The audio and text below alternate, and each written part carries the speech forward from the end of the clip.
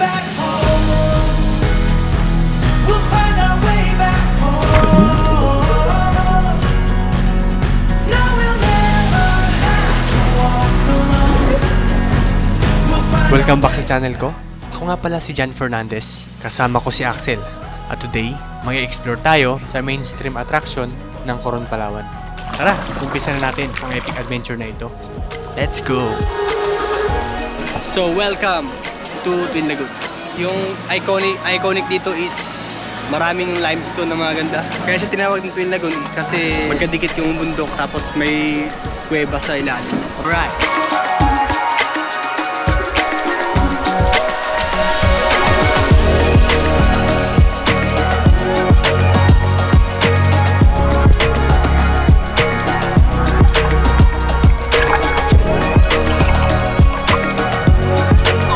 Dito, napakalinis ng tubig.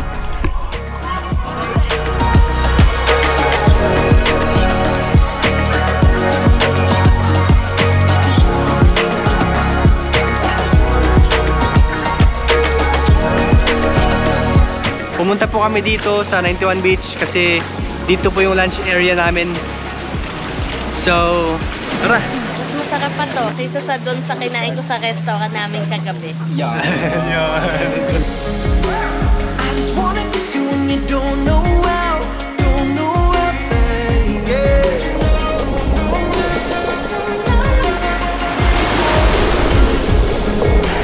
I just wanna kiss you when you don't know how, baby.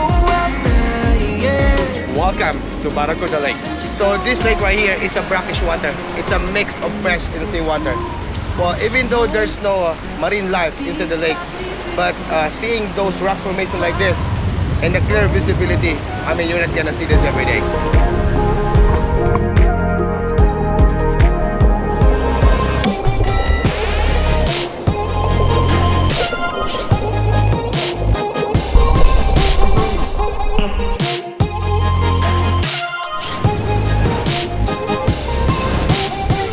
Guys, so ngayon naman dito tayo sa Kayangan Lake. Ito ang pinaka best destination ng Coron, Palawan. Sabi daw kasi ito yung pinaka malinis daw na lake sa buong mundo.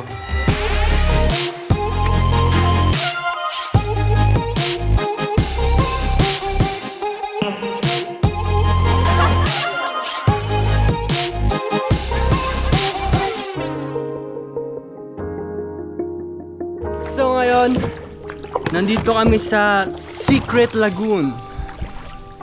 Ang ganda! Kahit ako taga-Coron ako, first time ko nakapunta dito. At ayun na nga mga sir, natapos na ang ating adventure dito sa Coron. At sobrang saya ng experience namin. Special thanks nga pala sa Kalamen Travel and Tour sa pag-organize ng trip na ito. Kung gusto ninyong maranasan ang ganitong klaseng adventure, sila na ang bahala sa inyo. Kung nagustuhan niyo ang video, huwag kalimutan mag-like, share, and subscribe. At mag-comment ang inyong thoughts. Kita-kits tayo sa next adventure. Salamat mga sir.